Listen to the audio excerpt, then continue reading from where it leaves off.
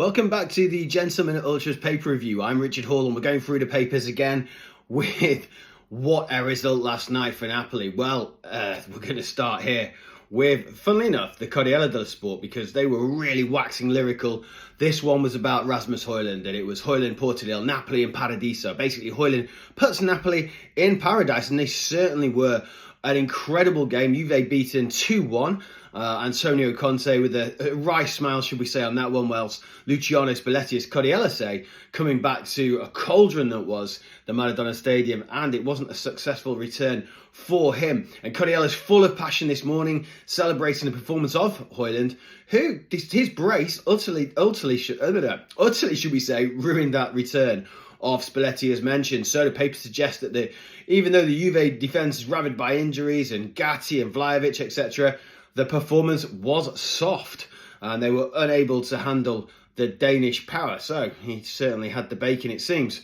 So it also looks as though, even though Spalletti did return, he's submerged by whistles. It was predictable, but perhaps harsh. And whereas Antonio Conte, of course, had the masterclass. And now we go to Gazzetta dello Sport, which says Spalletti stecca, which basically means Spalletti stumbles, or perhaps also as well, Juve cebotto, Juve water blow. Again, it was saying the double from Højlund he outshone his young counterpart, well, rival, should we say, Yildiz, in what was a disappointment again for Juventus. And what does that do for the title race? Gazzetta focuses much more on the Juventus failure rather than the Napoli victory, pointing finger directly at Spalletti's decisions. They deemed evident limits to him what Spalletti can do with this squad and the squad itself.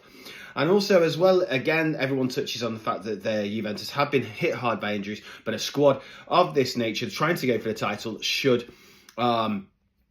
be there to attack and really move forward, especially when we all saw the game against Sardinia where Cagliari beat Roma, of course, which again blasts that title race wide open, with Inter, of course, winning by 4-0 in San Siro.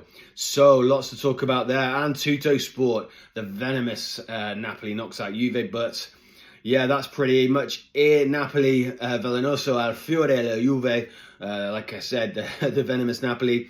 Again, they talk about the huge disappointment for Spalletti on his return, and they're bigging up Højlund again. But they always, with one eye on Turin, look at the immense pressure that this Juve team are under. And even though they're severely depleted, they say, look, there's a lot going on there. There's a lot of improvement to be made. They do focus as well that the Juventus team bus was hit with stones upon arrival at the stadium, adding another unsavoury flavour to that southern atmosphere that we know goes so deep, that north-south rivalry, especially with the Juventus and Napoli situation ever since the days back of Maradona. So crucially, they pivot to the late match tonight, of course, where Milan travelled to Turin to face Torino.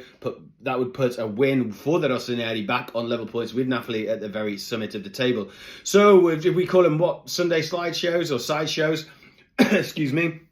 The rest of the papers, Cagliari 1, Roma 0, a catastrophic day for Daniel De Rossi. They reduced to 10 men when Celik saw an early red for a foul just outside the area. An amazing one, this, because it's double jeopardy. If it had fouled, it actually would have been better for him to stay on the pitch and give away a penalty, it seems. Well, there we go.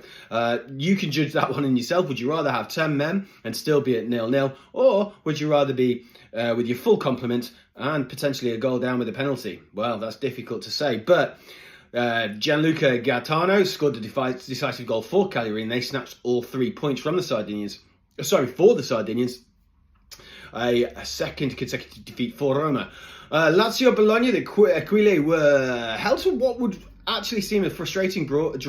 Maurizio Sarri's men struggled even after Bologna reduced to 10 men. A missed opportunity for Lazio, who basically, as many of the headlines say, in Corriere dello Sport, smashed into the Bologna's goalkeeper, who had an excellent game. Ciro Immobile, of course, not getting onto the pitch. It would have been nice for him to have that return for his, coming back to the Stadio Olimpico. So lots to talk about still, but that's me for today. It's ciao for now, so until next time, goodbye.